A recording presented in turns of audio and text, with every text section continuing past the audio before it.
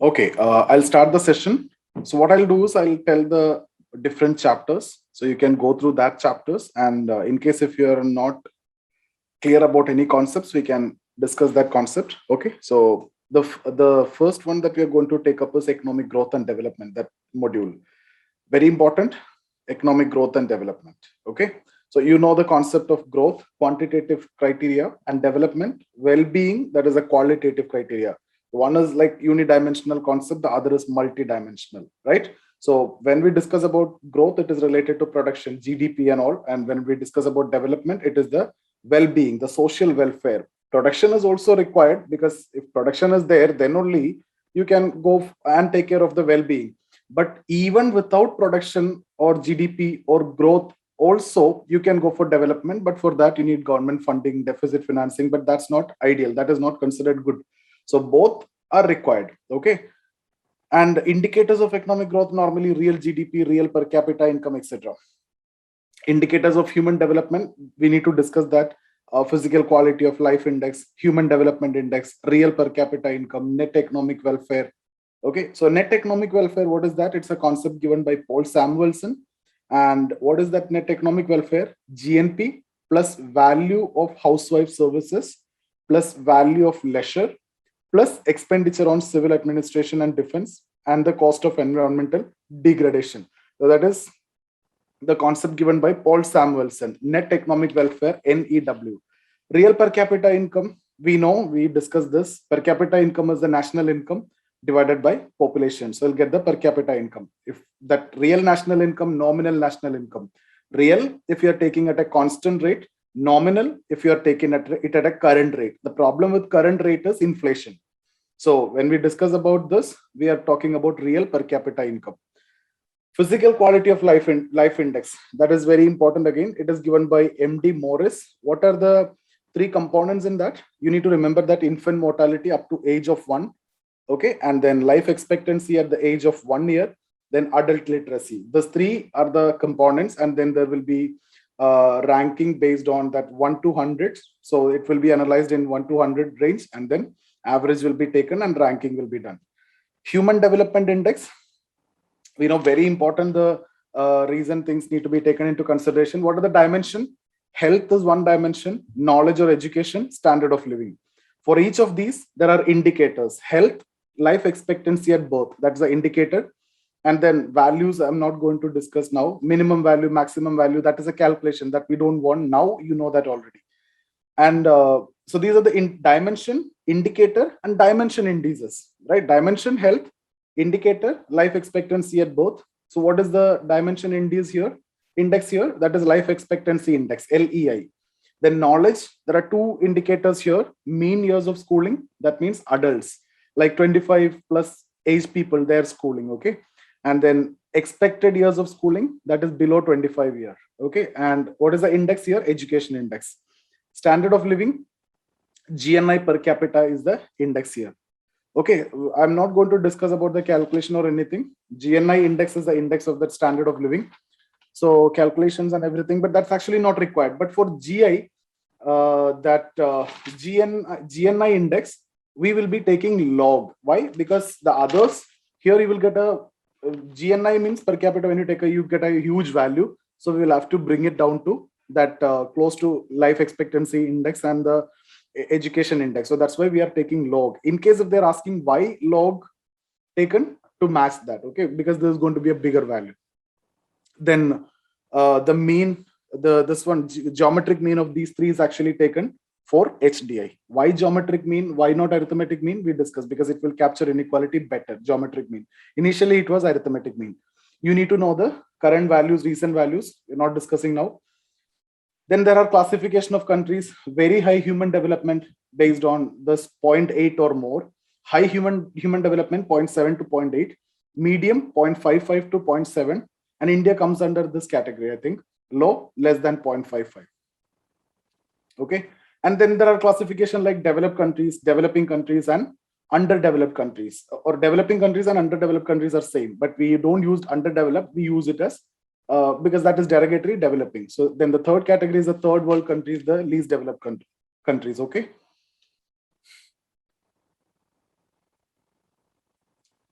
So the criteria for these classification is the low income country, which is based on World Bank's criteria. So all these are for revision, something which we have already discussed. In case if you don't know anything, just message, we'll discuss that. Okay.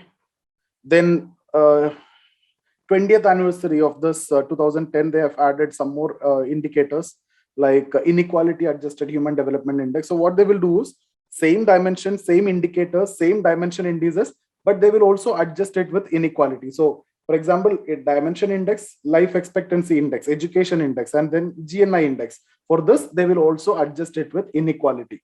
And then there will be discounting, which is made based on Atkinson method. We discussed about Atkinson method, and then geometric mean will be taken so that you will get IHDI. Then multidimensional poverty index, GII, okay. And then in HDR 2014, they have added GDI also. So these 5 are actually published along with HDR. HDI, IHDI, MPI, GII, and HDI. Okay. So multidimensional poverty index is very important. What are the components? Main dimensions are the same as that of HDI, like health, education, standard of living. Indicators, health, nutrition, and child mortality. The values, weightage values are not important. The calculation is not important. Just ignore now. Education, adult literacy, and children enrollment. Standard of living, cooking fuel, access to safe drinking water, electricity, toilet, floor, whether it is mud or cement, then various assets. Okay.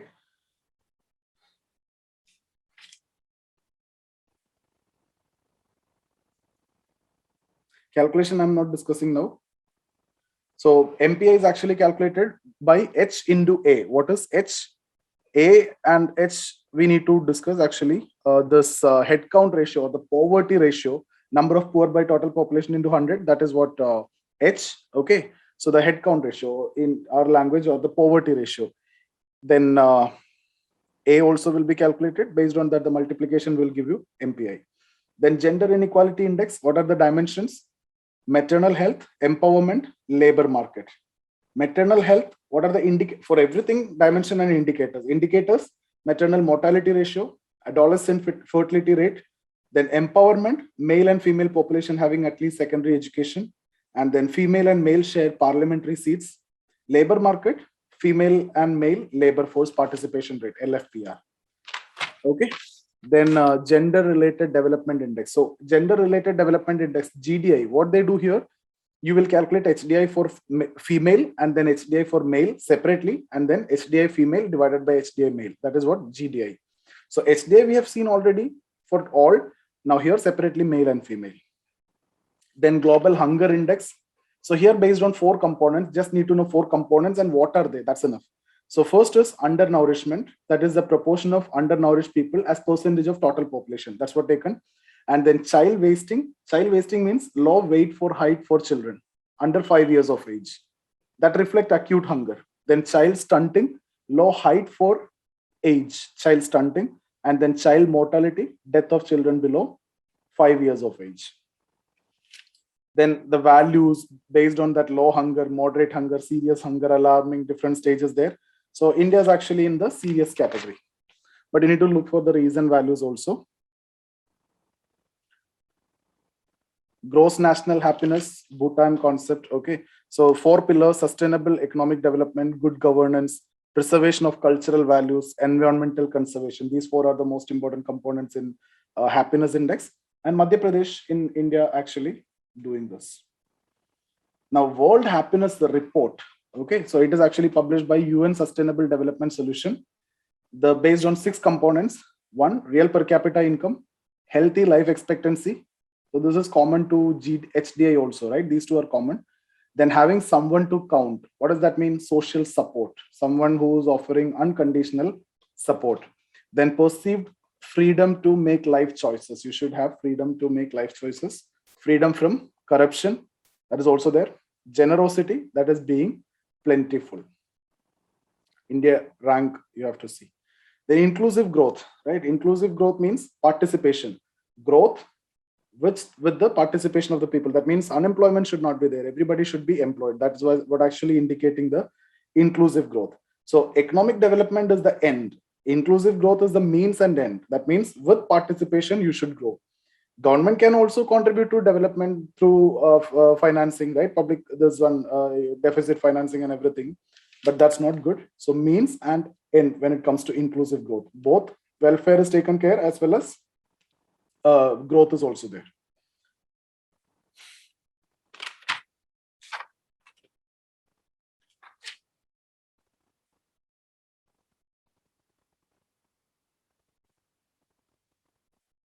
Determinants of economic development, no need of those.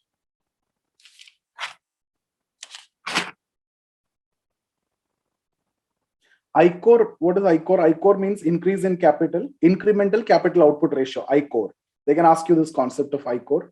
ICOR, increase in capital divided by increase in output. Okay, so ICOR value should be less. That is the best situation. ICOR value more means that is not efficient, because increase in capital, more capital, less output. That is what actually indicating ICOR value high. You know that, right? So ICOR equal to increase in capital, or the change in capital, divided by increase in output. So it has to be lesser always.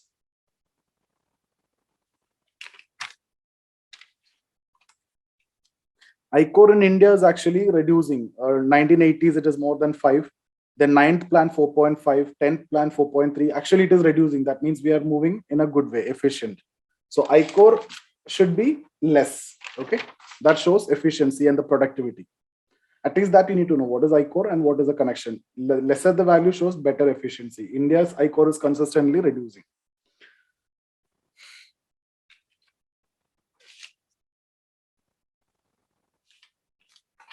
Vicious cycle of poverty. Sustainable development.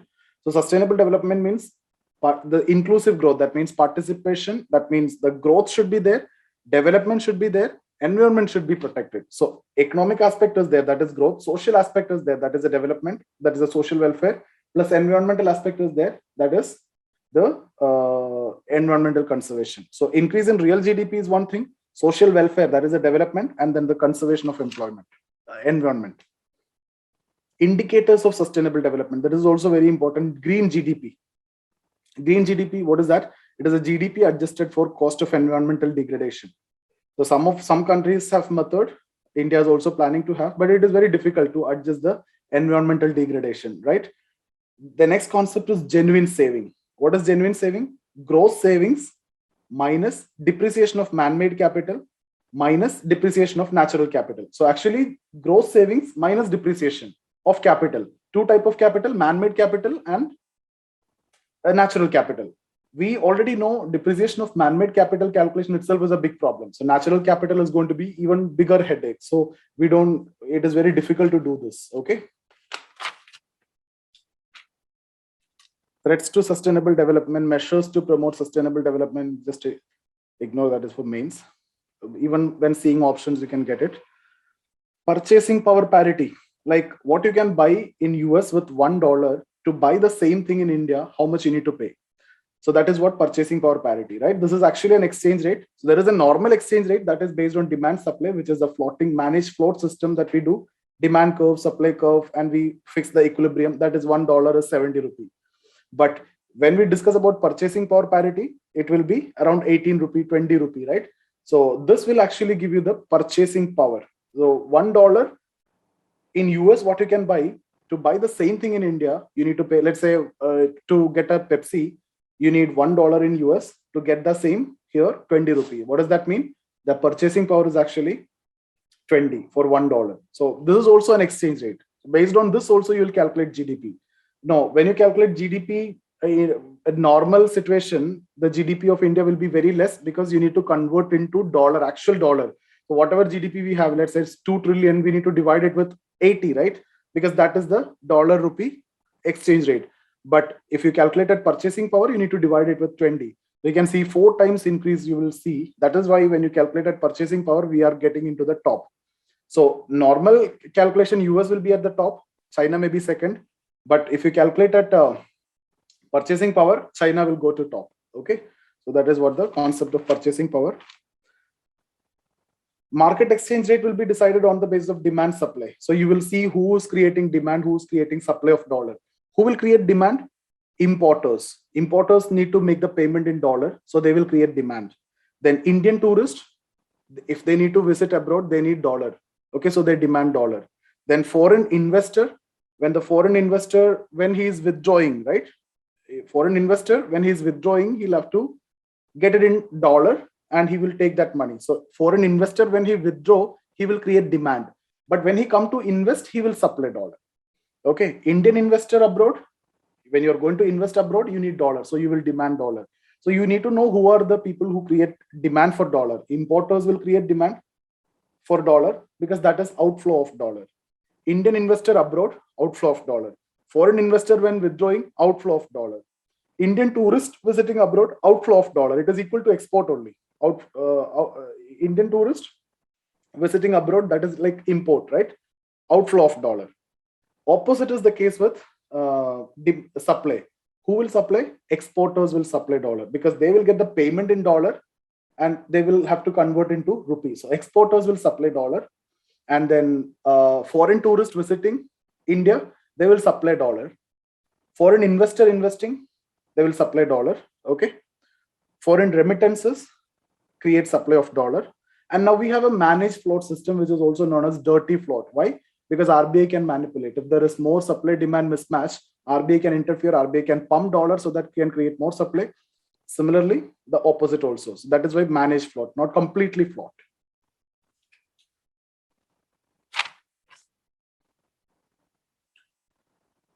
So purchasing power parity, GDP, just need to check who are the ranking based on that. China will be at the top, then US and India at the third or something like that.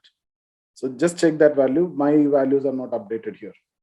Millennium Development Goals, just need to know all the Millennium Development Goals. And then Sustainable Development Goals, no need to remember all because anyway it is aligned with the National Development Agenda.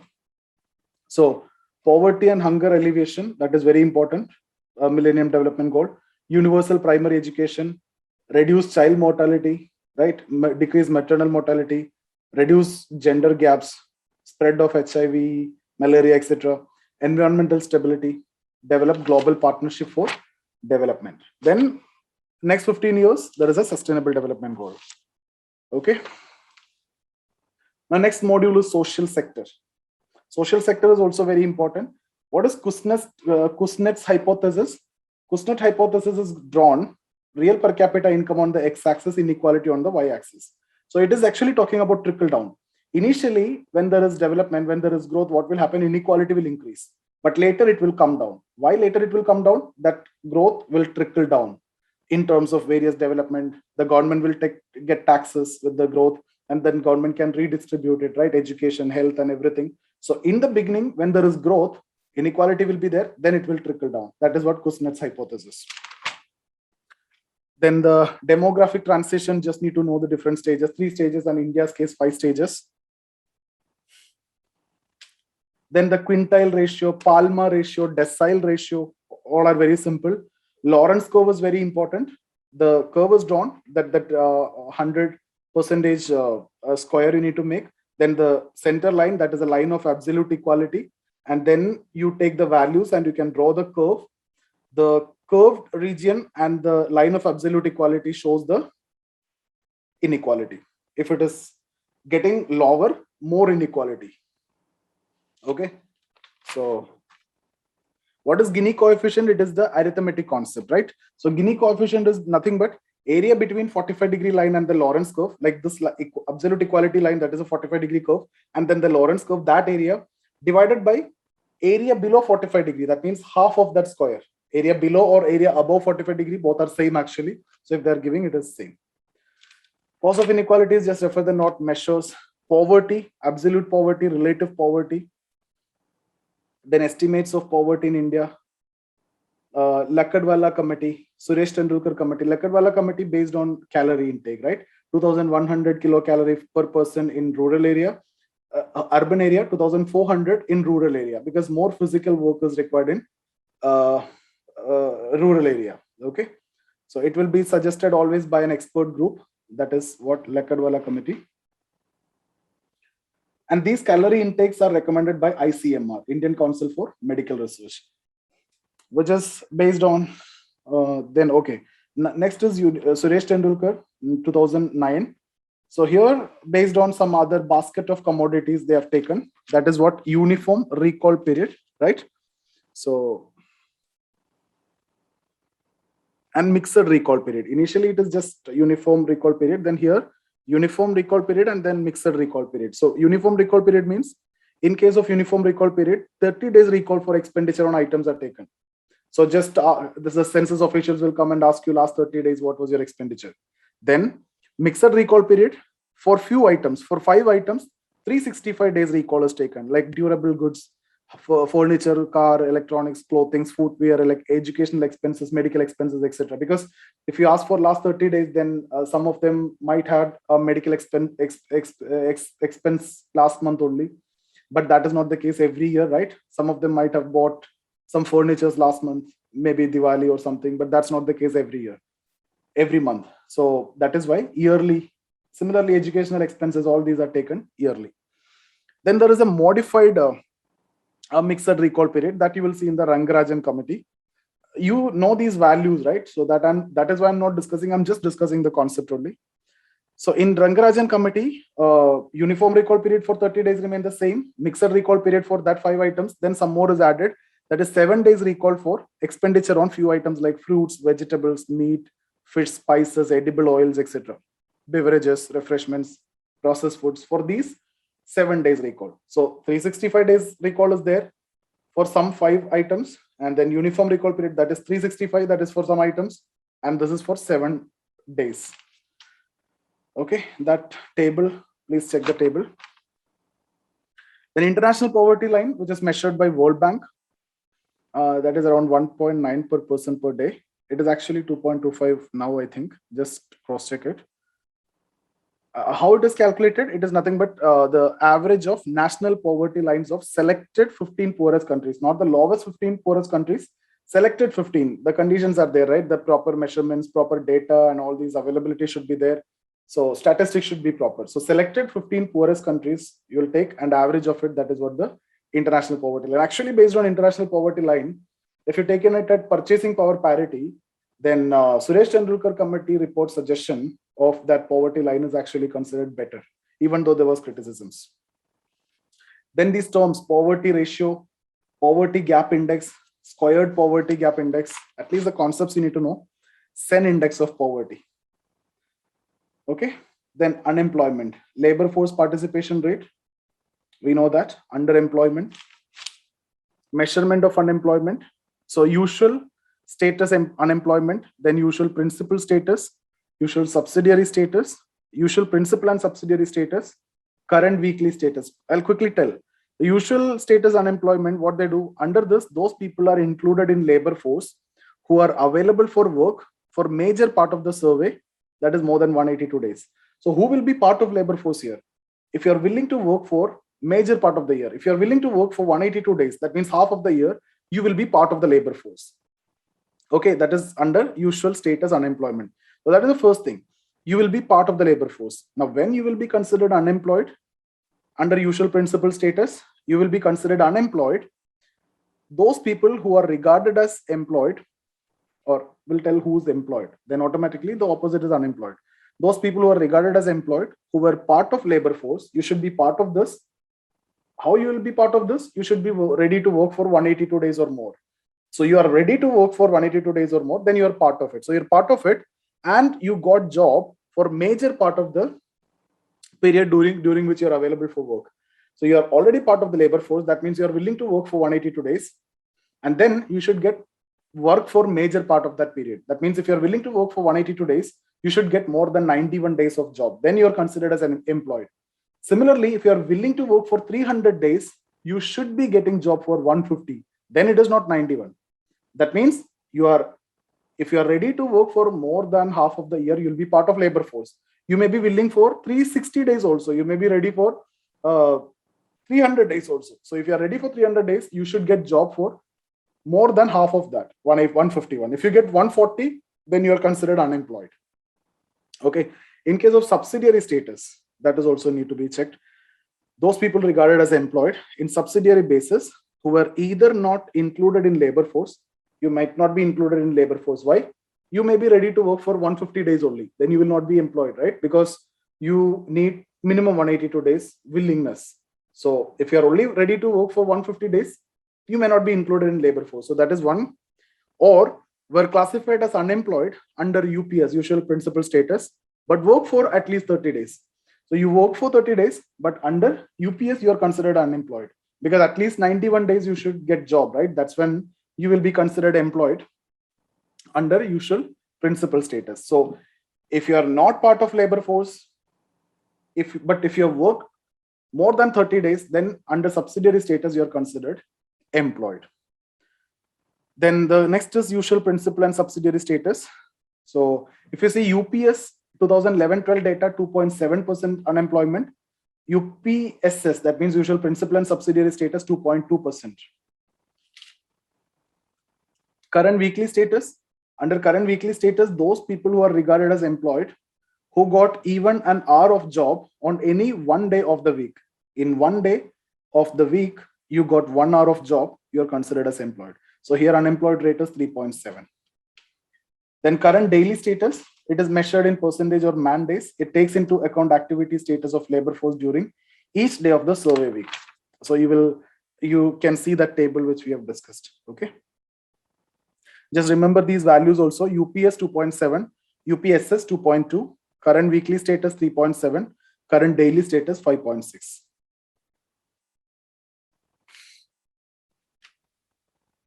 Then the table, employment growth and elasticity of employment. Reasons for jobless growth in India.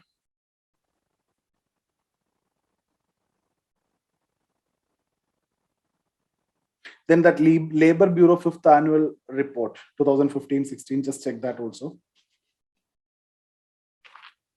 Worker population ratio, proportion unemployed ratio, unemployment rate. Okay. Type of unemployment, disguised unemployment or hidden unemployment, open unemployment, structural unemployment, seasoned unemployment, cyclical unemployment, Keynesian unemployment. Everything is known, right? Frictional unemployment, technological, educational. Then types of employment, formal employment, informal employment, organized sector, unorganized sector, contractual employment, casual employment. Informal, 92%, formal, 8%. So that there is a trend of informalization. Why? Because of rigid labor laws.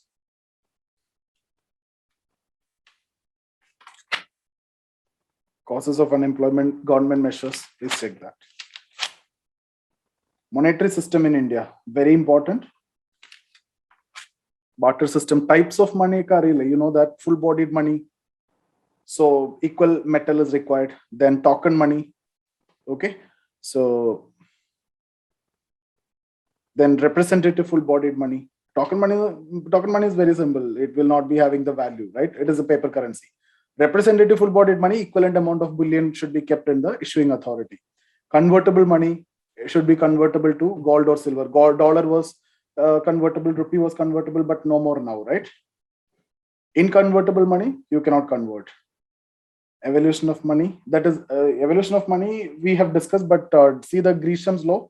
What is the Gresham's law? Bad money drives out good money from circulation because initially you tend to circulate the bad money which is available to you. That is what Gresham law. Fiat money, it serves as a money on the order of the government. Rupees of fiat money.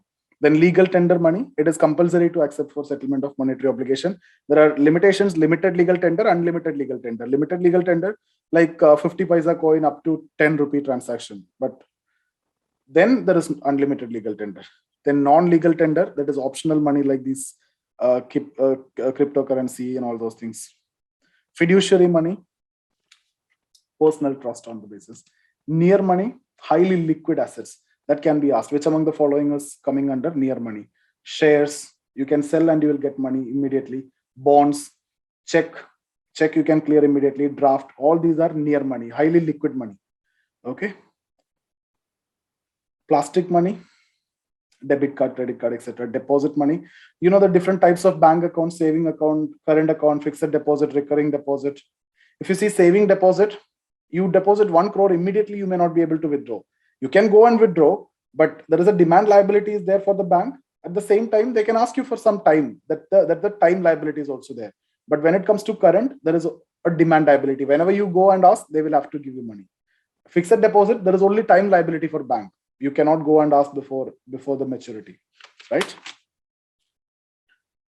So there are time deposits and demand deposit from our side, or time liability and demand liability from bank side, because deposits are the liability.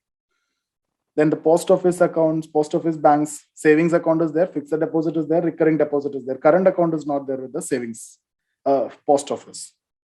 Ownership is with the government of India, and this money will be included in government debt, right? So public account, it will be added. Now money supply. Money supply is actually the currency plus bank deposits. The first concept, M1, I'll quickly tell. We know this already. Currency plus demand deposits plus OD. What is demand deposit? Savings bank, there is a portion, and then entire current account. So you just need to know this. Currency with the public, then demand deposit, then OD. Other deposits are negligible, like these governors and all have account with RBI. Then this IMF and all, those deposits are very negligible. So M1, that is what you call as narrow money, 100% liquid. Because firstly currency, then demand deposit, you can go any point of time and you can get it.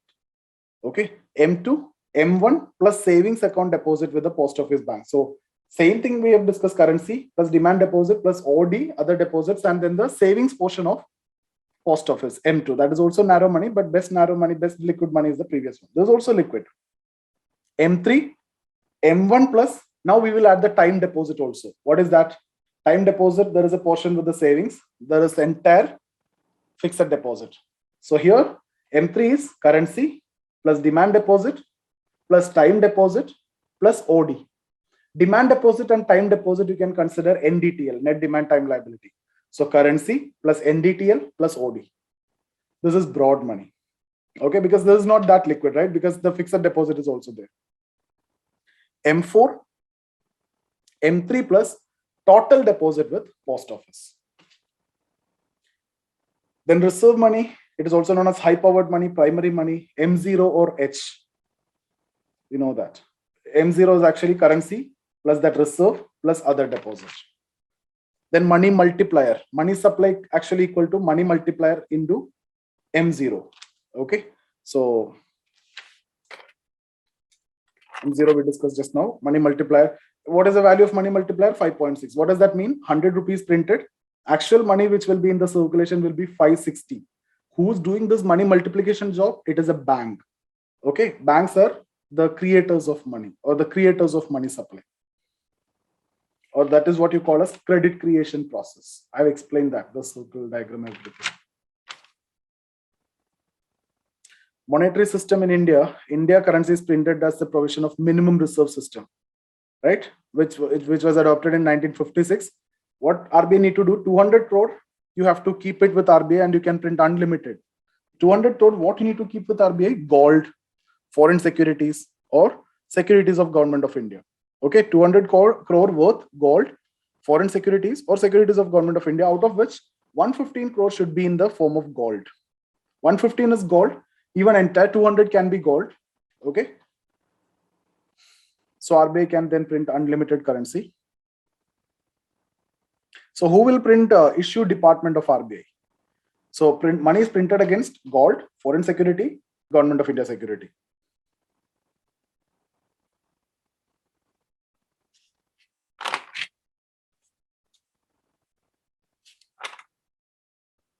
Reserve Bank established in 1st April 1935 RBI Act, Hilton Young Committee, initially in private sector, okay, then nationalized in Jan 1949. Initially at Calcutta, now then 1937 shifted to Mumbai. The financial year, that is what very important, 1st July to 30th June. Because normally if you see banks and everything, 1st April to 31st of March. But Reserve Bank, it is actually 1st July to 30th June. Why? That time gap is required, right? Otherwise, RBI will be busy with their own financial things to manage and everything. They cannot monitor bank or anything. So now you can monitor the bank by this time, 30th of March, and then one more month. Then you can prepare and you can do your duty, job also. Functions of RBI: currency authority, okay, sole authority to print money. But as per Currency and Coinage Act, Finance Ministry can print 1 rupee and 50 paisa. Currency and Coinage Act. Finance Secretary will sign.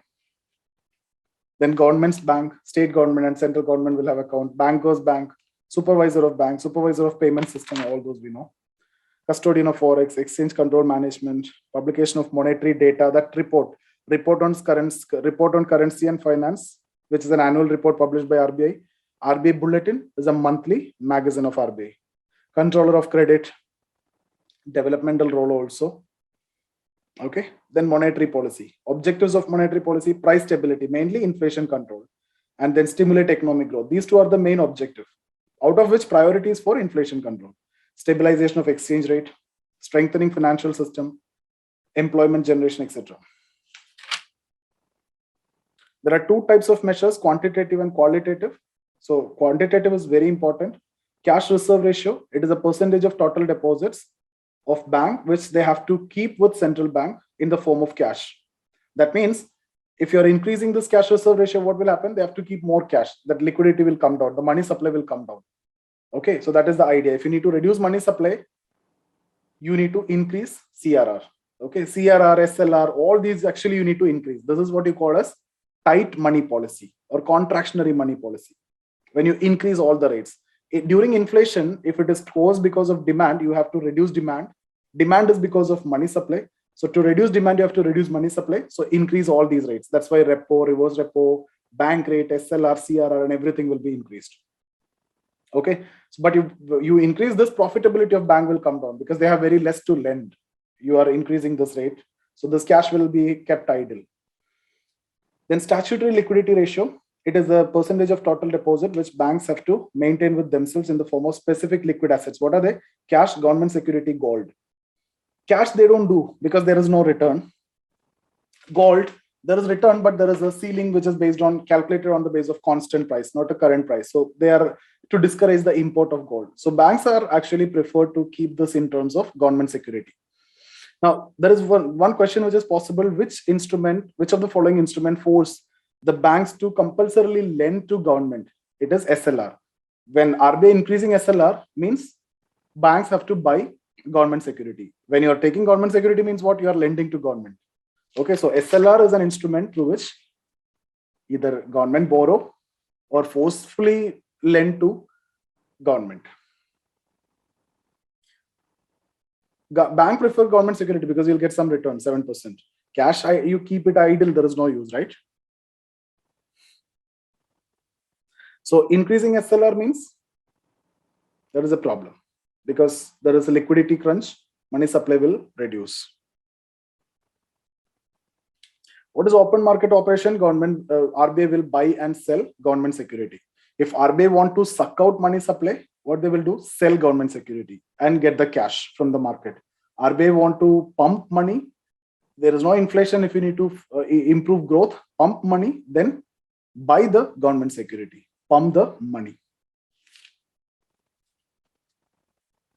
Bank rate, it is the rate of interest at which central bank provides rediscounting facility to commercial banks against their first class securities. This is against the first class security. So TCS might have issued first class security, and issuing that, TCS might have got a loan of 25 lakhs. Okay, and discounting is done there. Bank will give 22 lakhs. Upon maturity, TCS will pay 25 lakhs. But this bank can rediscount it, can pledge it to RBI and can take around 23, 24 lakhs. Whatever difference is there, that is the interest which is actually charged by RBI. That is what the bank rate. So this is the rediscounting facility. Discounting is already done by the bank to the company. This is rediscounting. So that is what bank rate. So in bank rate, you are pledging the first class security, not the government security. That you will see in repo. Okay, bank rate increase, what will happen?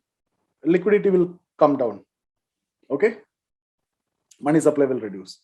Repo, you know, right? Under the repo transaction, central bank purchase short-term government security from bank or financial institution with an agreement to sell them back at the predetermined rate and rate.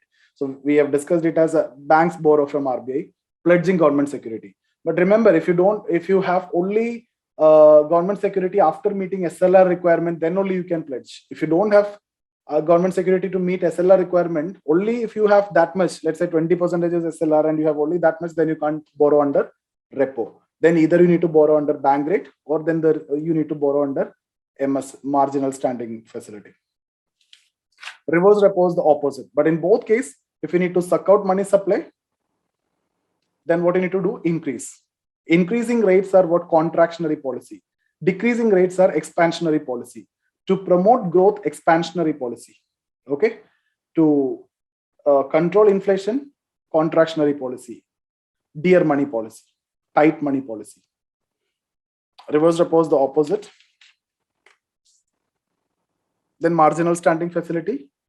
It will not affect the SLR requirement, but interest rate will be slightly higher here compared to repo. Then qualitative measures, credit rationing. Okay, just go through that priority sectors and everything. Foreign banks also. Margin requirement, ceiling on credit, differential rate of interest, differential lending norms, and moral suasion, direct action, etc. Types of monetary policy, contractionary policy, increase all the rates, CRR, SLR, all you will increase if you need to control inflation. That is what? Dear money policy. Objective is to reduce money supply, thereby reducing demand. Last year question was asked.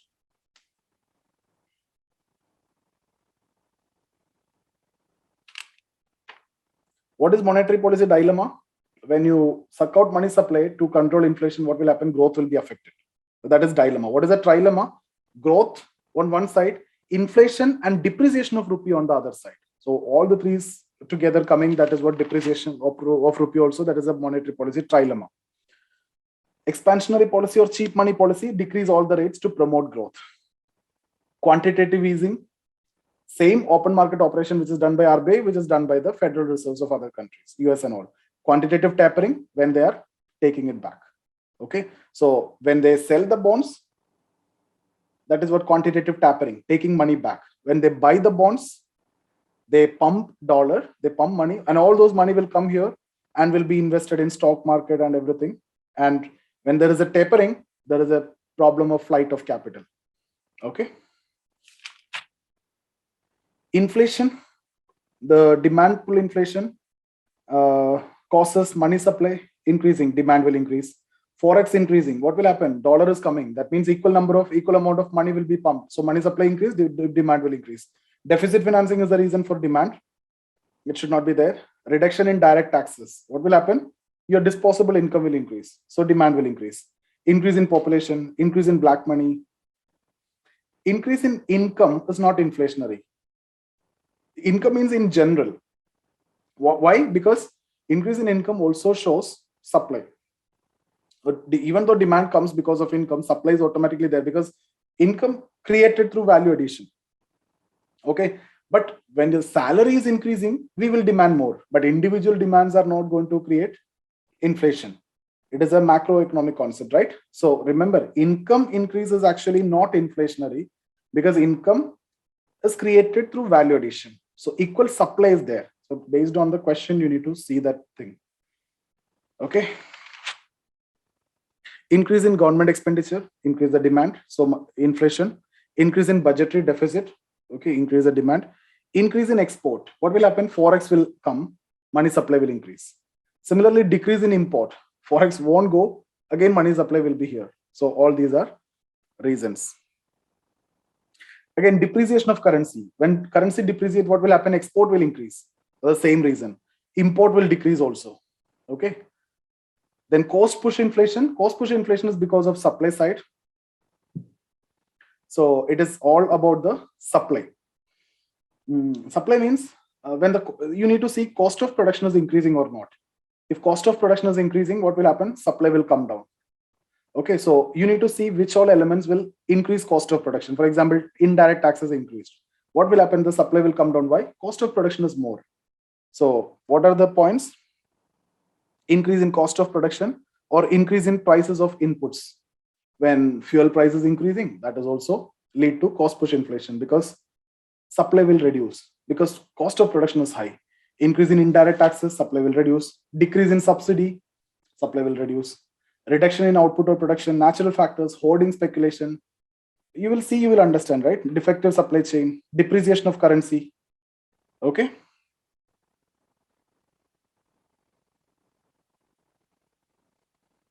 Depreciation of currency here from supply side, what will happen? When you import, you have to pay more. So automatically cost of production will increase. Before also we discussed about depreciation of currency. That is in a different context. Here, when there is depreciation of currency, import will be more. Import cost will be more. Similarly, increase in export. How will it affect the supply? Supply will reduce if you export. Reduction in import. What will happen? It will affect the supply.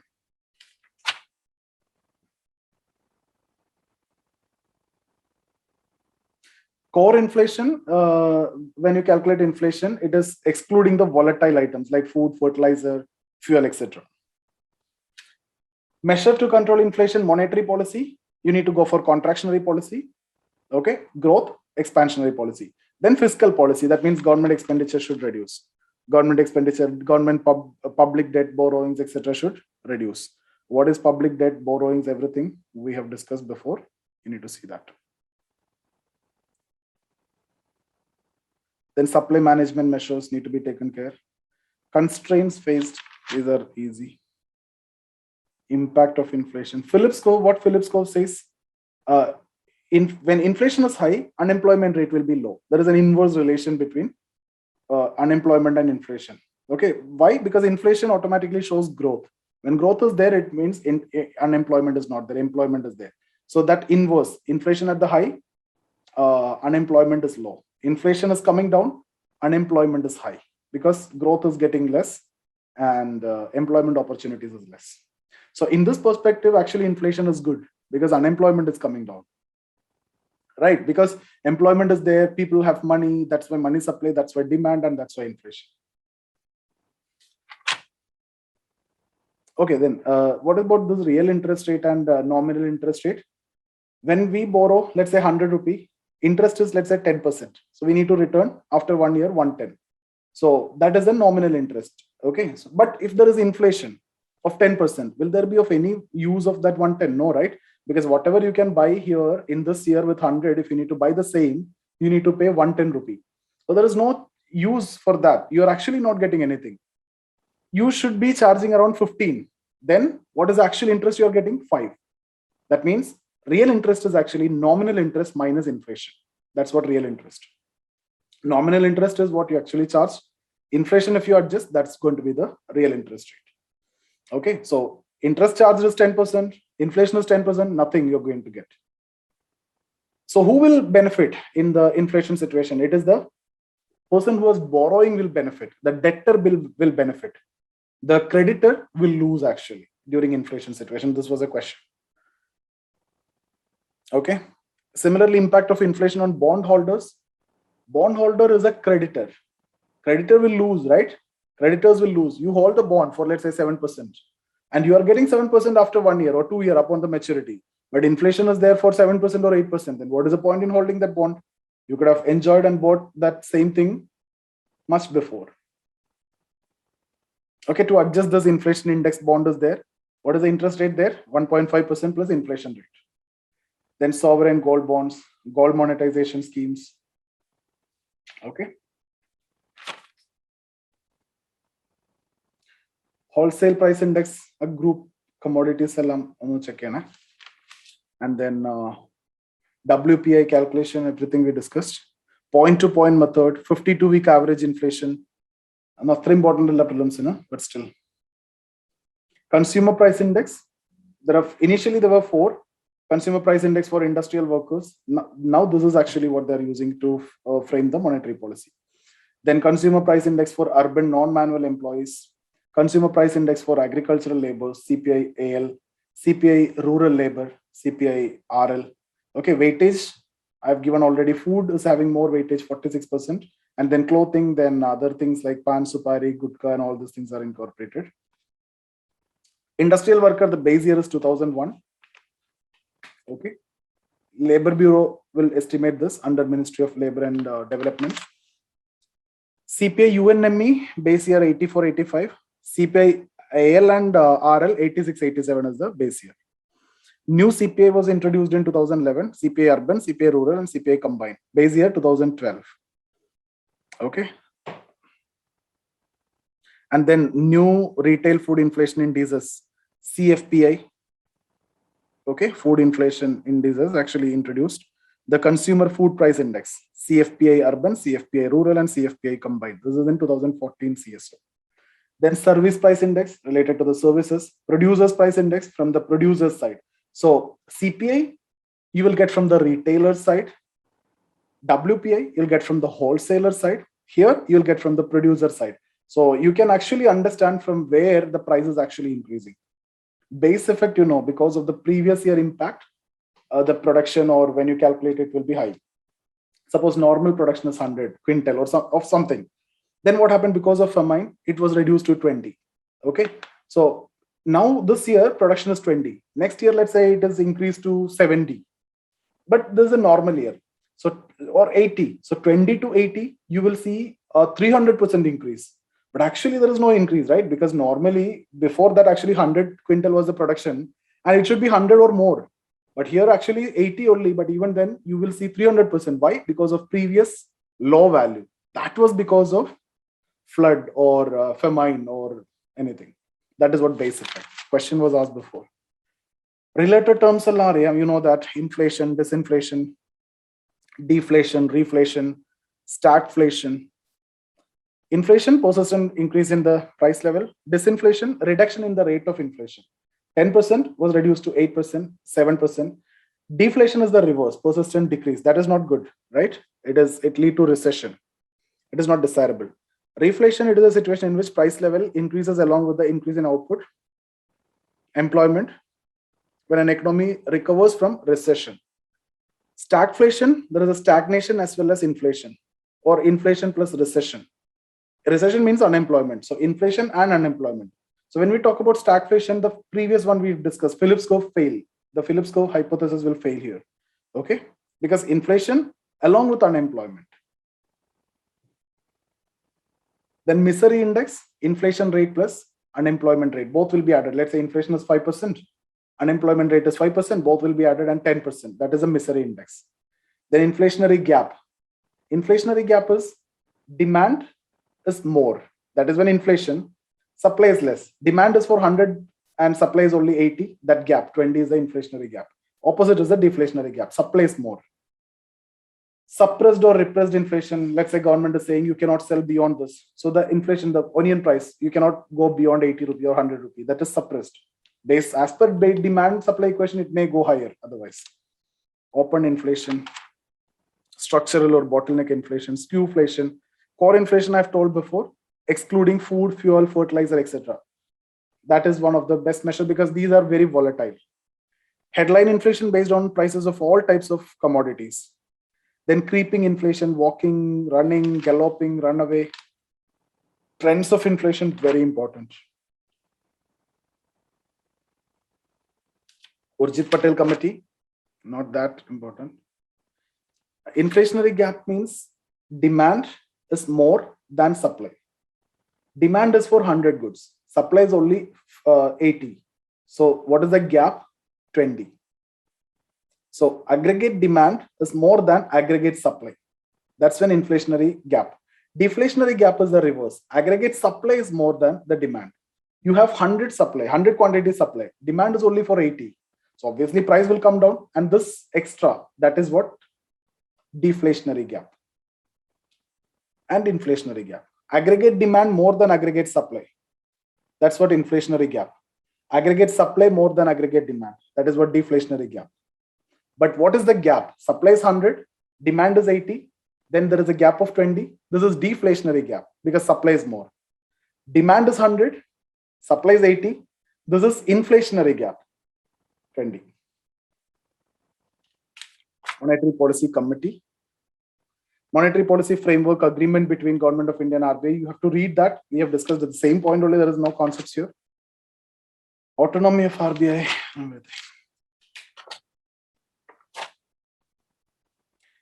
Agriculture. So in agriculture, we discuss a contribution of GDP 17%, employment around 49%, export 10%, import 5%, capital formation 7%.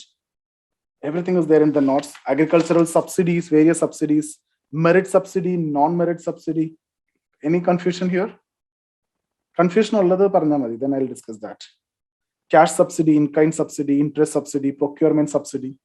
tax subsidy, price of product subsidies, direct, indirect, irrigation subsidy, power subsidy, fertilizer subsidy. That one, retention price scheme was introduced in 1977. What is a retention price? It is a cost plus profit. Government allowed 12% profit. Okay, so that is what retention price. Cost plus profit. Okay.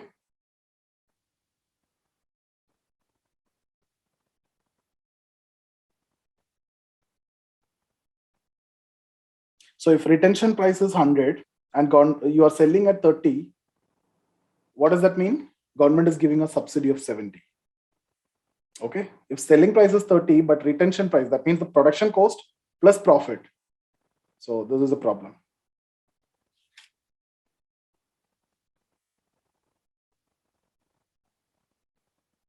So what will actually happen is, even if retention price is increasing, no problem. That is why firms are not trying to improve the efficiency, because government will give a subsidy. Now the price of fertilizer is, let's say, 35 and retention price is 100. So government will give 65 subsidy. Okay. So even if it is increased to 110, if the fertilizer is sold at 35, 75 subsidy will be given. So there is no improvement in the cost of production. That means firms are not trying to improve the efficiency. That is a problem with retention price. Then nutrient-based subsidy scheme, procurement subsidy, seed subsidy, credit subsidy, infrastructure subsidy. Very important, just go through all those. Agricultural price policy, cabinet committee on economic affairs, right? So these prices are fixed by central government. These agricultural prices, we'll discuss that, MSP and procurement price. Cabinet committee on economic affairs, CCEA, on the recommendation of Commission for Agricultural Cost and Price, CSCP. Prime Minister is the head and other ministers are also part of it. CSCP is actually an advisory body. Initially, it was Agricultural Price Commission, now CSCP. So CSCP actually recommends support price for various crops on the basis of various factors like prevailing market price, demand supply situation, cost of production, return to farmers, etc. MSP procurement price difference is a kariyalo. MSP unlimited, procurement limited ana. Only if needed, it will go. Open-ended procurement, closed-ended. So procurement price is mainly for buffer stock, distribution through PDS, etc. MSP for 23 crops, FRP, fair and remunerative price for sugarcane. It will be fixed by mills, sugar mills actually. Okay, so mill owners fix this FRP, not the government. MSP by government. MSP will serve as the floor price, announced before sowing, all those we know. High level committee, that's Shantakumar committee recommendation, mainly for mains. Agricultural marketing. Anything you don't know here? APMC. APMC reforms. Okay. Buffer stocks, that to maintain food security. That buffer stock norms, just go through that. 1st Jan 21.41 metric ton, right? And then 1st April 20.04 need to be maintained. 1st July 41.12. 1st October 30.77. It should be in the ratio, wheat should be 45%, rice should be 55%. Okay. Issues. Public distribution system. In that, PDS was raised. Okay, initially PDS. Then what is this issue price? Issue price is the price at which the central government will issue to the states. So you cannot sell above issue price, but you can sell below issue price. You can give the state subsidy also, like the Tamil Nadu government selling at 1 rupee and all, right? So even before this Food Security Act, because the state government is also giving subsidy. So issue price, food grains are sold by FCI to, okay, sorry. This is the CIP, central issue price. Food grains are sold by Food Corporation of India to states at central issue price. Then what is issue price? Issue price cannot be higher than central issue price. It can be lower by giving state subsidy also. Then in 1997, PDS was restructured as targeted PDS. That means TPDS, population divided into APL, BPL. For APL, it is economic cost of FCI. For BPL, half of economic cost. What is economic cost? It involves all cost which is incurred by FCI, including procurement, storage, transportation, and all. But the problem is APL, it is the economic cost. In fact, economic cost will be sometimes more than market price. So APL category won't buy from this. Rather, they can buy from market. But BPL, half of economic price. And then they have created this Antyodaya households. Okay. And then National Food Security Act. Rural, 75% population. Urban, 50% population. Total 67% population, 2/3 is actually covered. Divided into priority households and Antyodaya households. Okay. So earlier, there are three categories, BPL, APL, and Antyodaya. Entire population was covered. Here only 67% is covered actually. So priority household, 5 kilogram per person. Okay. Some states it's like 25 kg for family. Here issue prices, 1 for coarse grain, 2 for wheat, and 3 for rice. And Antyodaya household, 35 kilogram per household. And other features like maternity benefit, free meal to children, food security allowance. Okay. Households should be identified by the state governments. Then women empowerment part, the ration card should be registered in the eldest female. Grievance redressal. PDS reform, please go through that. Then food security, components of food security. What are the components? Physical availability of food, enough purchasing power, adequate quality and quantity to meet the nutritional requirement, availability on sustainable basis, cultural factors. Status of food security, we have already discussed that in that particular chapter. Based on global hunger index, what are the criteria? Proportion of undernourished nutrition population, child stunting, child wasting, child mortality. Land reform mainly, 5, abolition of intermediaries, tenancy reform, land ceiling act, consolidation of land, cooperative farming. Tenancy reform, there were 3, regulation of rent, security of tenure, conferring ownership rights to the tenants. Okay. So these are the main land reforms. Then digitization of records and the Land Acquisition Act and everything. That's not that important.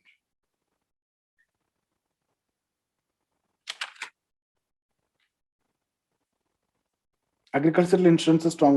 National Agricultural Insurance Scheme, PM Fasal Bima Yojana, Farm Income Insurance Scheme. You just need to know everything. Weather-based crop insurance. Okay. Coconut Palm Insurance Scheme. Then Technology Mission, Green Revolution, different other revolutions, Second Green Revolution, White Revolution, Milk, Yellow Revolution, Oil Seeds, Pink Revolution, Shrimps. Okay, was asked in 2014 means.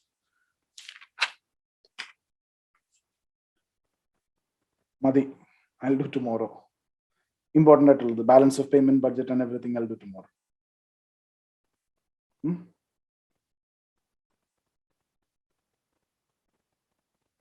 Okay.